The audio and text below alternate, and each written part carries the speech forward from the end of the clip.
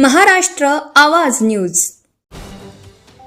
सध्या पावसाळा सुरू असून रुदावली गावातील गटारी सध्या घाणीने आणि कचऱ्याने पूर्णपणे भरलेल्या आहेत। गटारीचं पाणी रस्त्यावर आणि लोकांच्या घराच्या भिंतींजवळ साचलं आहे। यामुळे गावात प्रचंड दुर्गंधी पसरली असून डासांचं प्रमाण खूप वाढलं आहे। पावसाळ्याचे दिवस असल्याने गावात मलेरिया, डेंग्यू आणि गॅस्ट्रो यांसारख्या भयंकर आजार पसरण्याची दाट शक्यता निर्माण झाली आहे। तसेच गावात 2 बोरिंग असून एका बोरिंग मोटरचे गटारीचे पाणी पूर्ण गावातील शॉपिंग कॉम्प्लेक्सच्या पायामध्ये मुरत आहेत। तेही यामुळे पडण्याची आणि जीवितहानी होण्याची शक्यता नाकारता येत नाही।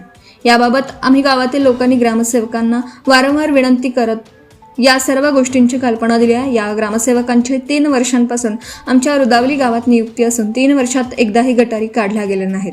आताही ग्रामपंचायतीकडे निधी नाही म्हणून गटारी निघणार नाहीत असं स्पष्ट उत्तर ग्रामसेवक देतोय। याबाबत गावकऱ्यांनी आम्ही आमदार साहेब किंवा भाईसाहेबांकडे जाऊ असे लोकांनी सांगितल्यानंतर ही त्यांना कोणताच धाक वाटत नाही। म्हणजे या ग्रामसेवकांची मुजोरी वाढली असून राजकीय लोकांचीही भीती त्यांना उरली नाही।